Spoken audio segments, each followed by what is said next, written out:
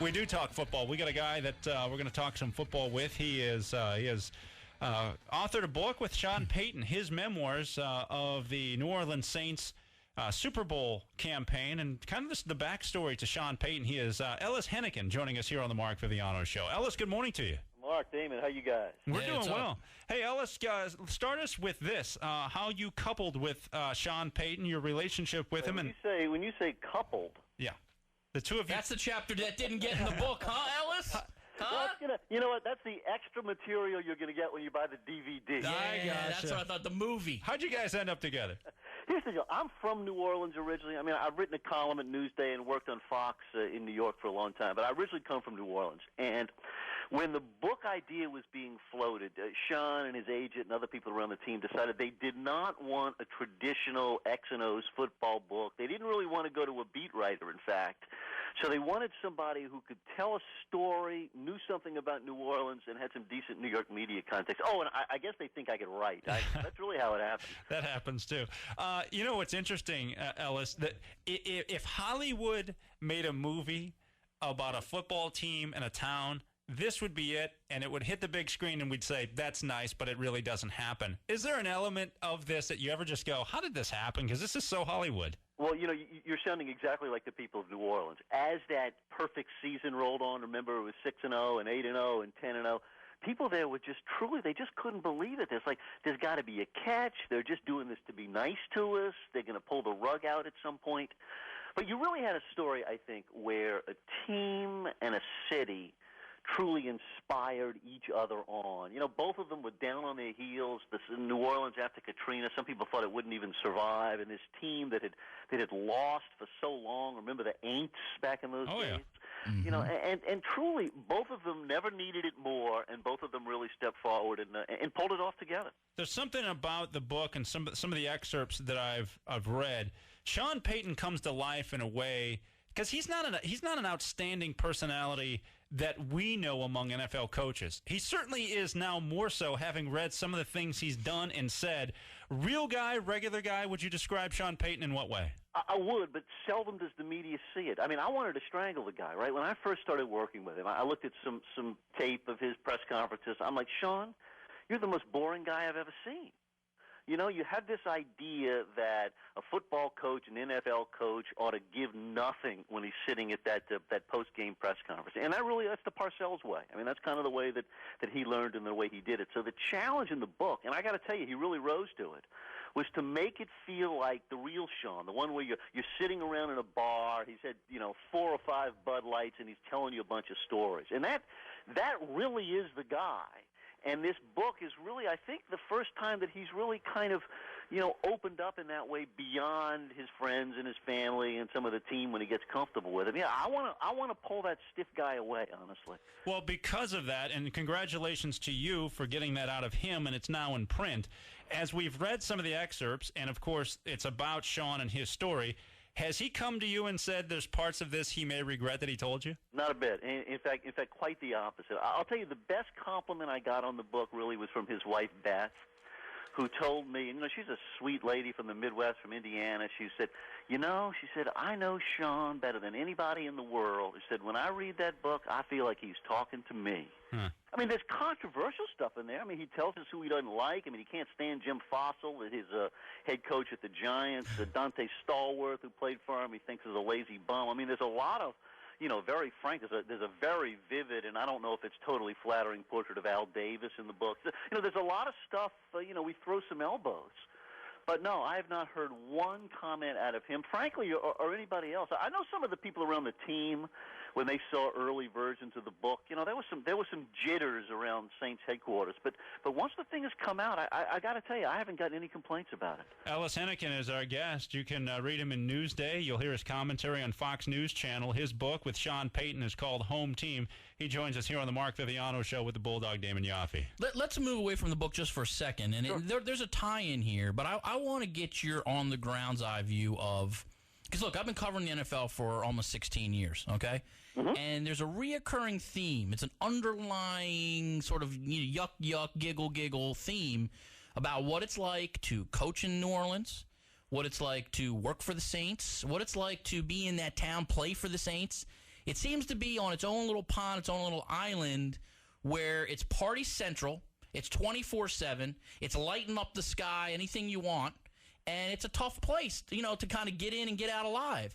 Give me your take on that. Does it take a certain kind of guy, in other words, like a Sean Payton, to go in there, grab it, do it right, get the right guys around him, or is that all just myth? No, it's not all myth. I mean, it's both what's charming and great about New Orleans and also what's maddening about it. Part of the stuff that makes it nice is the fact that it's not such a work ethic place. People believe in all the bad values there. Mm-hmm. But when Sean showed up after Katrina, he recognized a few things. One, he said, listen, this is a dysfunctional organization. There is a reason, something Parcells said. You got to figure out the reason that this team has lost for 40 years. It can't be an accident. I mean, they should have had some kind of good periods in there. And I mean, Sean's analysis, he really tried to be very methodical about it and very confrontational. I mean, he said, okay, these are the new values here. You got to establish some law. And he went in and he made demands and he squeezed out players he didn't think were up to it and went out and searched for some talent of people who were willing to work and willing not to hang out on Bourbon Street all night and willing to get up in the morning and do what it took. And yeah, it was not 100% popular when he began. Of course, when he started winning, people kind of liked it a little bit more. Mm-hmm. It's interesting. Two of the names that you threw out ring here in Baltimore. One of them, Jim Fossil, who was an assistant coach here under Brian Billick. And another guy, and I want to get a little bit more insight from you on Dante Stallworth, who a lot of people in Baltimore are pleased to see in a Ravens uniform because they expect that he might be, rehabilitated and ready to hit the ground running. But Sean Payton had an experience with him, obviously, that wasn't all too flattering, huh? Clearly a talented guy, and I can't speak for his level of commitment and maturity right now. I mean, you guys will discover that in your own time. I think when Payton showed up at the Saints, Dante kind of had the feeling that he was above some of the work. He was not in great shape. He was late for some meetings and some practices. And there's a scene in the book, a kind of a dramatic scene, where Payton goes to him. He says, listen, I am itching to trade or cut you, and you're making it very, very easy for me.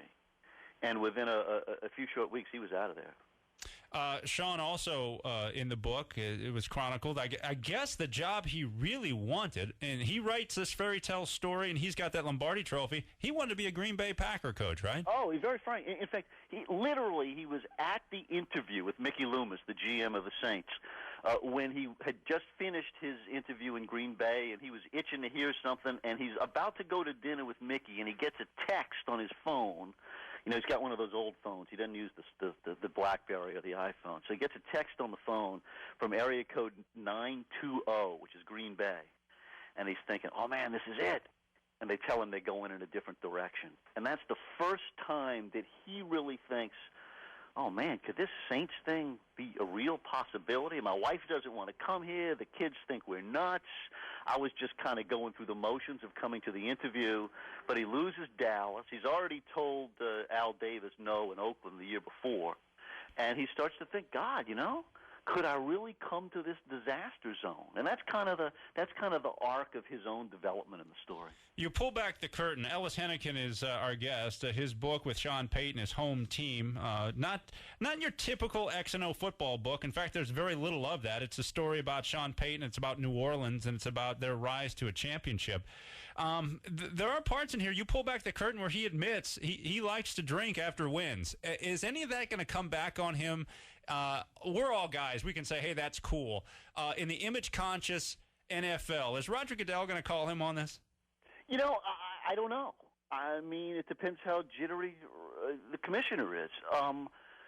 He's pretty frank about it. I mean, he has a drink after winning. He's, there are a few scenes in the book where he's, maybe goes over the line a little. Boy, that press conference the morning after the Super Bowl where he was saying, I will pay the fine. Yeah. I am not going to this 8:30 a.m. press conference the day after the bowl. And it's funny, if you go back and look at the YouTube of it, you can see that he was not in such great shape. So listen, you present yourself honestly, you get rid of the plaster saint version of it, and some people aren't going to like it. But I don't know what you say. I mean, I could have given you a fake version, but I don't think that would have been as good. You know what the beauty of it is, though, man? he can blame it on you. Like, I don't know how it got in the book. Do I look like a writer? You know the other beauty of it, honestly, is when you win, people forgive a lot of stuff. Yeah, That's true, too. It's like that onside kick. I mean, imagine if that hadn't worked. Yeah. Right? He'd have been an idiot, right? He'd have been a bum. How could you do that? It's a crazy thing. Because when Roger looks like a bold genius. When Roger calls him, he's like, hold on a minute, Roger. Hold on, I got another call. They're going to fit me for my ring. Hold on for a second. Well, Ellis, I can assure you, and I'm sure you've heard this from those of your peers in the business, we all strive to tell that part of the story, the stuff that doesn't usually get out there. You've done that in book form. It looks like a fascinating read. It's a great story. Congratulations to you. Awesome job. Thanks for your time and discussing. I really appreciate you getting the word out there. Have a great day, guys. You got it. Ellis Henican joining us here on the Mark Viviano Show. Again, Home Team is the name of the book.